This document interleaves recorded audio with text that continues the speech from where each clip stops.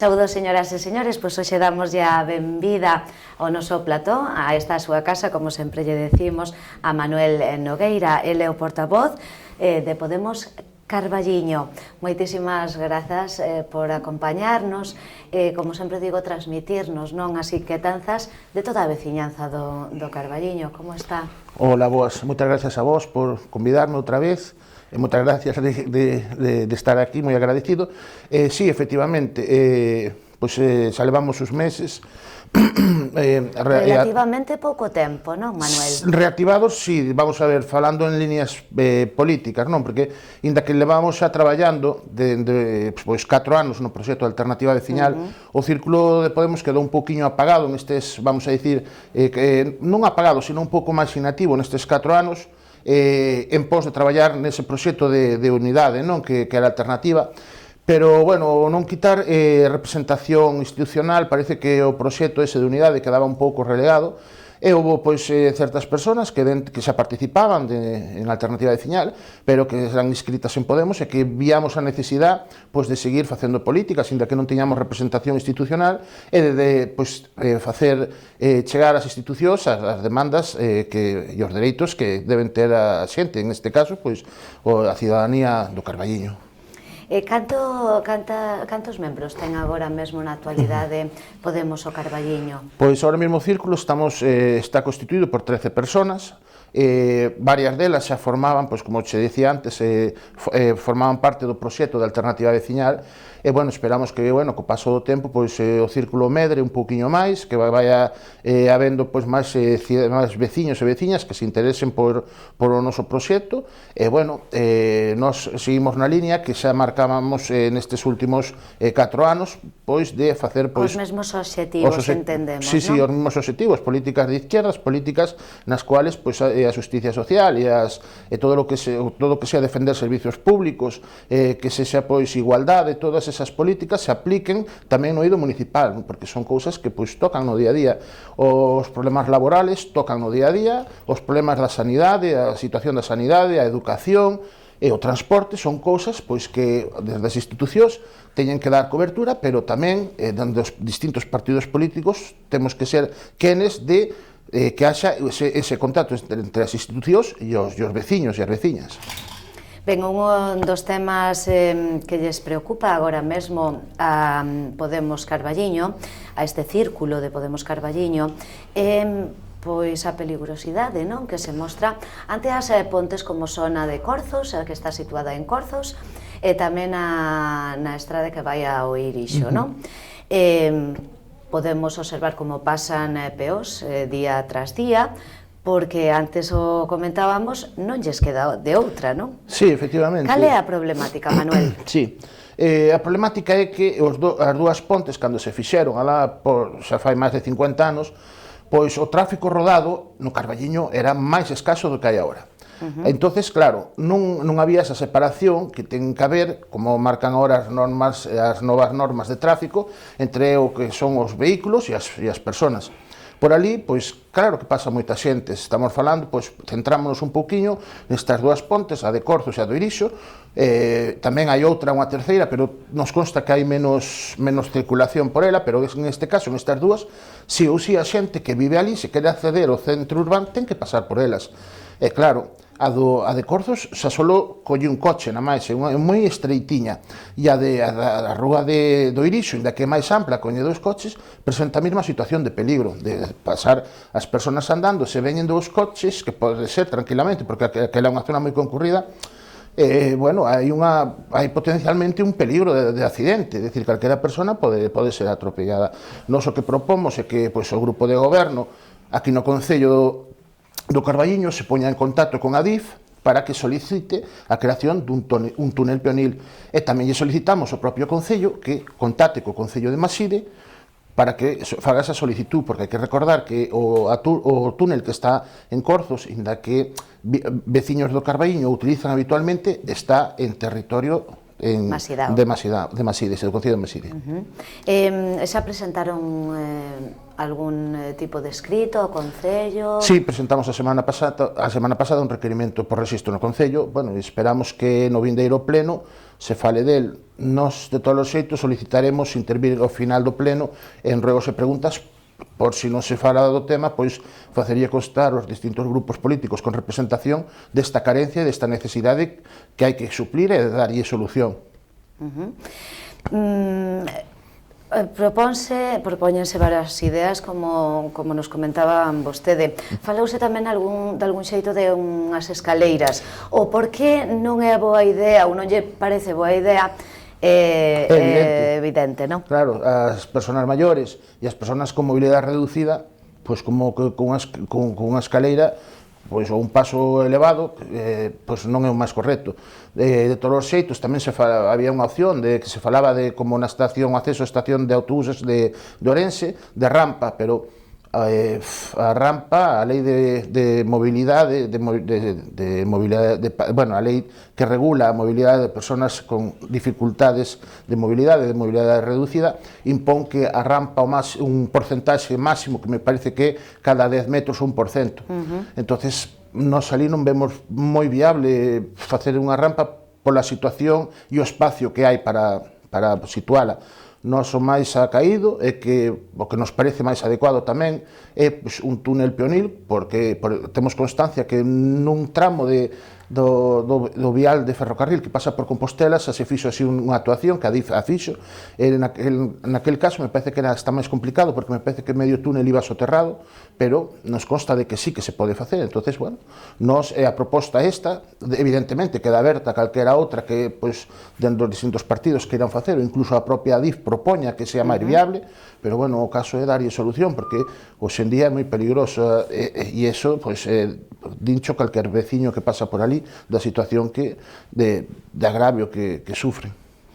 Outro dos temas tamén nos que vostede e o seu equipo dos que están moi pendentes é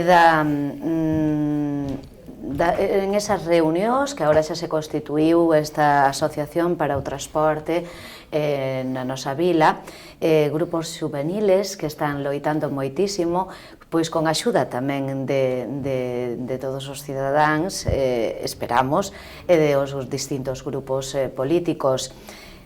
Queda moito por facer neste tema, non? En canto ao transporte público. Sí, bueno, aquí hai que, o primeiro, pois, agradecer as dúas asociacións xuvenis que arrancaron con esta loita, con este proxecto, e efectivamente queda moito por facer, porque son moitas as carencias que temos aquí no Carballiño con respecto ao transporte. En xeral, Galicia, o tema transporte, se exceptuamos o eixo atlántico, o resto, pois, carecemos dun servicio de cercanías, de proximidade, decir, temos ahora, estáse barallando moitísimo sobre o tema AVE, que sí, que nos soluciona as persoas que teñan que ir a Madrid regularmente, pero, bueno, eu vou pouco, non sei canto gasto a Madrid regularmente.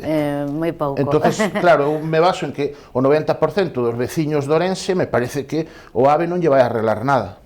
Despois, temos os problemas tamén co transporte, xa non só de cercanía, sino Vigo, Santiago, decir, hai moitas carencias nese sentido, decir, os trens son modelos 410, que se non me equivoco, dos anos 70, que no seu momento daban servicio en Barcelona, en Madrid, e despois foron trasladados aquí, é dicir, xa son vagós de segunda categoría, que nós estamos aproveitando, pero que debido, pois, aos anos que teñen, a antigüedade e o uso, pois teñen avarías continuas. Fai, me parece que unha semana, cando veo o representante da DIF falar aquí cos portavoces municipales, nas declaracións que fixo, dixo, nos consta que hace 2 semanas que non hai averías. E xusto esa mañá, os que tiñan que ir a Ourense tiveron que coller un autobús, porque quedou tirado outra vez no medio da vía. É dicir, non sei a realidade que hai, non é o que nos están dicindo os nosos representantes, daí a necesidade desta plataforma.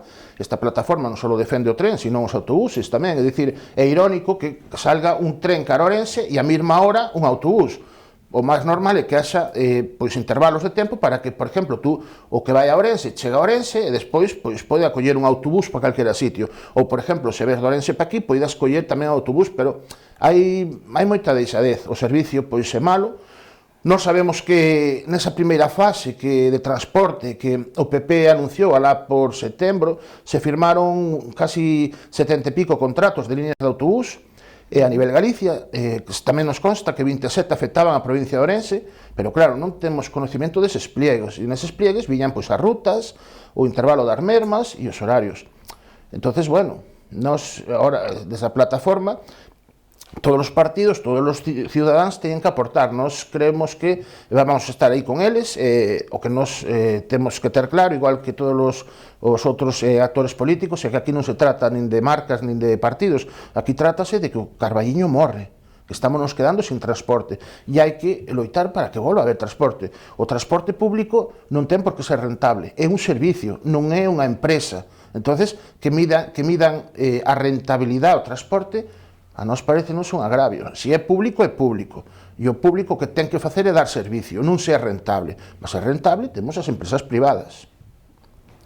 Dice vostede unha frase, a verdad dura, que o Carballiño morre.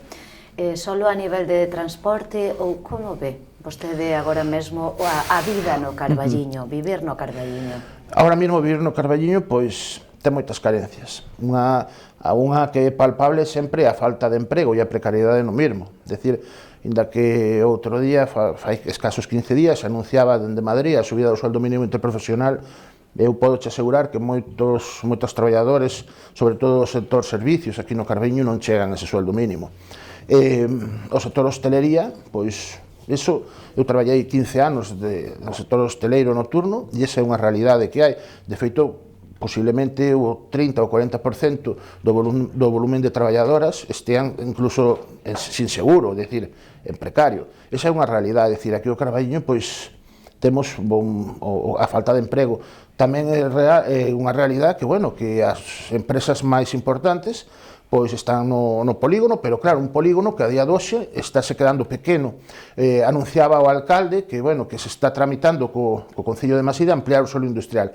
Esa é unha realidade, vale, temos as deficiencias que temos, pero non por eso non podemos centrarnos únicamente en políticas de festas, que parece que aquí o Carballiño pois se centra o seu, vamos a dicir, o seu volumen laboral en festas. Non, está ben, as festas, a festa do pulpo, agora veñen os carnavales, teñen que ser, vamos a decir, un apoio a outras economías que favorezcan o emprego en outros eidos. Pois nós vemos que esa carencia sigue aí. Despois, xa repasamos o tema transporte. Tamén temos o problema pois, da sanidade, é dicir, algo que nos repercute de primeira mão. Temos un centro de saúde, bueno, con deficiencias, pero con deficiencias tanto na ubicación, tanto na forma de chegar a él, pois non hai onde aparcar, esa é unha realidade, está pois mal ubicado, as propias instalacións teñen anos, teñen algunha deficiencia, e despois a falta de servicios, non porque o personal que o está dando ali, os médicos e enfermeiras, non o fagan ben, que si o fan ao revés, suplen como un esforzo a falta de personal, porque a tasa de reposición non se cubre, e hai servicios pois, que non se están dando. Entón, bueno, temos certas eivas, e non olvidemos as políticas tamén ineficaces de recuperación do rural. Non se pon en valor pois, o que temos, os nosos montes, nin os nosos ríos. Temos desaproveitadas moitas cousas aquí. Entón, bueno, eu entendo que non é só culpa de ámbito local, o grupo de goberno actual, e no anterior, que sigue sendo o mismo, sino que, bueno, non se teñen tocado nas portas das outras administracións cando se tiña que haber feito. Me entendes? Nós, por exemplo, sin ir máis longe, en decembro, do 21 ao 24, houve cortes de suministros de luz, que menos que os partidos se interesen polo que pasou eses días, exigiría a Naturgy, pois, no seu momento, pois, a ver, que desen as explicacións e que desen, pois, o servicio correctamente. Non o fixeron. Nós fomos a Valedora do Pobo reclamándolle de que investigase de ser o caso que Naturgy, nas seguintes facturas da luz, neses 12.000 fogares que se constataron que hubo falta de suministro de acorde como marcaba a lei, que se excedía, pois que yo revirta, é dicir, e eses días que ellos desconten. pois os políticos teñen que estar Cal pois, foi a para eso. resposta, Manuel? A valedora Temos algún sí, tipo de resposta a valedora xa? de Pobo admitiu a trámite a nosa queixa e iballe solicitar a Naturgy un informe sobre os 12.000 fogares que quedaron entre o 21 e o 24 sin suministro eléctrico.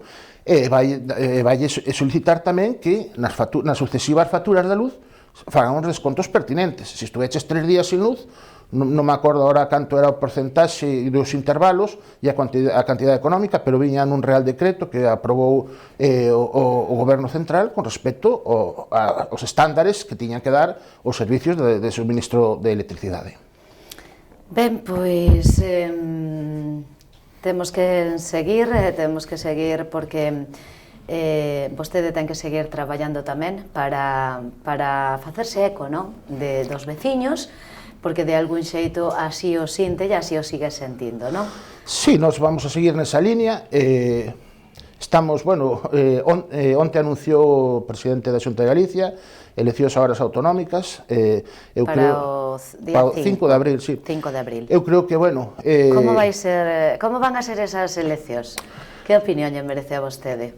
Vamos a ver, eu creo que o que pasou este pasado domingo, coa manifestación que houve a favor da sanidade, da defensa dunha sanidade pública, universal e digna, creo que é claro exemplo do que a sociedade demanda. Xa pasou nas eleccións estatales, as maiorías, ahora mesmo, os gobernos de maioría non son viables, porque non dan resposta á cidadanía. Eu creo que nas autonómicas vai pasar como pasou no Estado, posiblemente haxa un goberno de coalición, eu espero que sea un goberno progresista, no cual nos esteamos tamén, e espero que se fagan ben as cousas. É a interpretación que eu fago.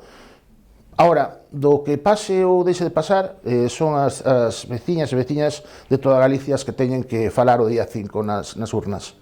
Ben, pois estaremos pendentes de todo o que aconteza, voltaremos a falar con vostede para que nos informe de todo o que vai acontecendo.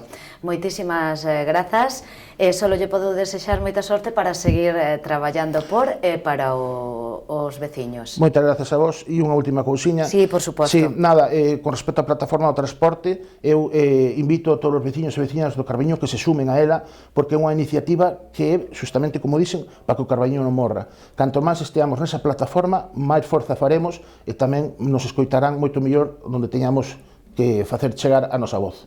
Sin duda, Manuel, a unión fai a forza. Efectivamente. Moitísimas grazas. Grazas a todos vostedes pola súa atención. Sigan en Entre Nós.